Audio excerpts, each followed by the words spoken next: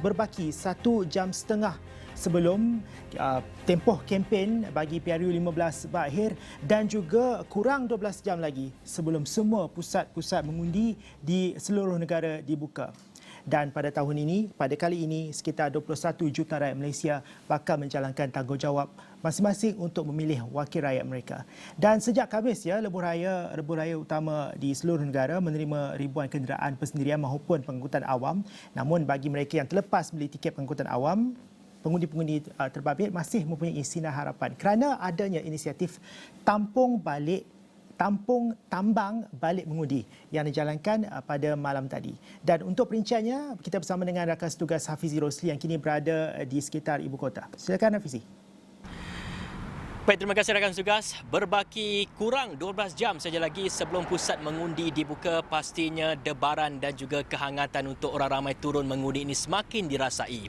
Namun kalau kita lihat, kalau saya membuat pemantauan saya sendirilah di laman web pengangkutan awam sebagai contohnya bas, tiket flight dan sebagainya, banyak tiket semua sudah habis dijual lebih awal lagi. Jadi bagi mereka yang terlepas peluang untuk membeli tiket pengangkutan awam ini, tiket bas, tiket flight dan sebagainya, sebenarnya mereka mempunyai satu inisiatif yang lain ataupun satu pilihan yang lain, iaitu dengan menggunakan bas dan ini juga merupakan satu program yang telah pun dijalankan sendiri oleh Majlis Belia Malaysia, ABIM dan juga Rasuah Busters, di mana bertolak daripada Kuala Lumpur akan menuju ke 8 lokasi di seluruh semenanjung tanah air.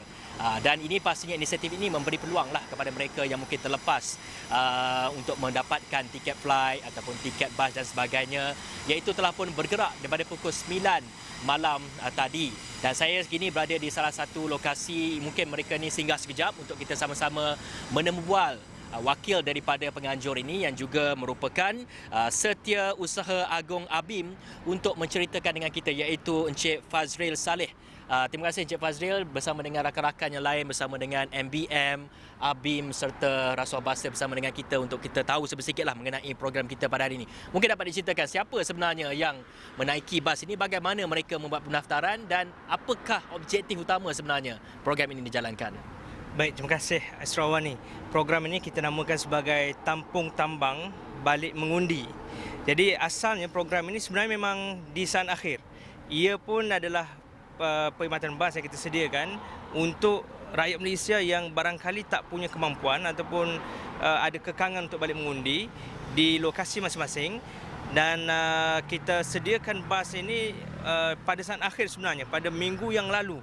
Jadi dalam masa berbaki beberapa hari kita usahakan untuk menyediakan perkhidmatan bas ini, dan idea awal adalah daripada rakan-rakan yang mendapat aduan dan juga rungutan daripada ramai orang yang mengatakan bahawa tiket bas dah habis dijual untuk pilihan raya ini, dan dalam masa yang sama mereka masih lagi ingin untuk balik mengundi.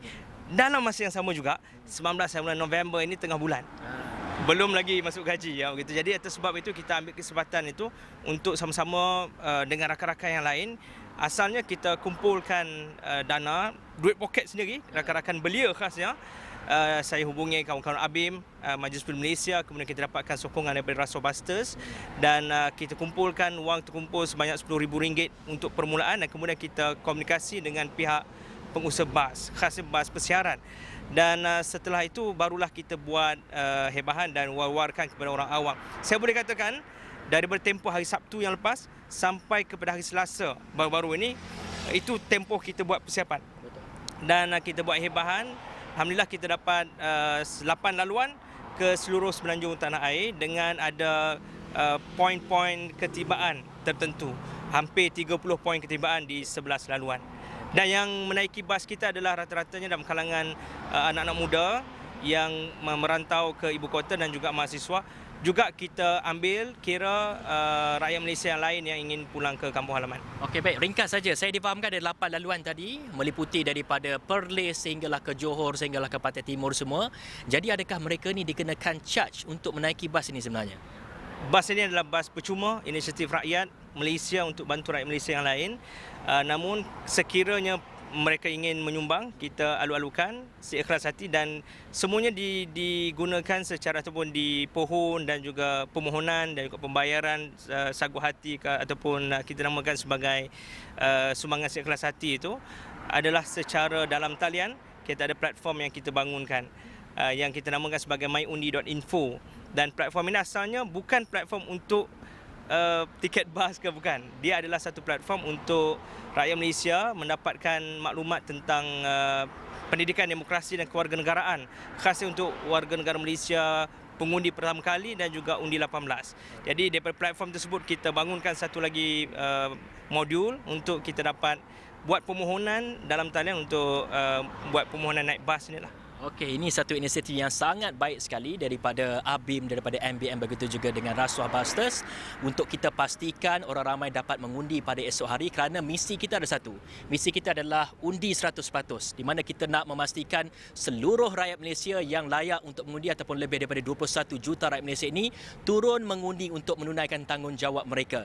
Saya kira itu saja yang dapat saya bawakan dari ibu kota Kuala Lumpur ini mengenai satu inisiatif iaitu Kampung Tambang balik mengundi yang telah pun digerakkan oleh 3 entiti yang telah pun saya katakan sebentar tadi.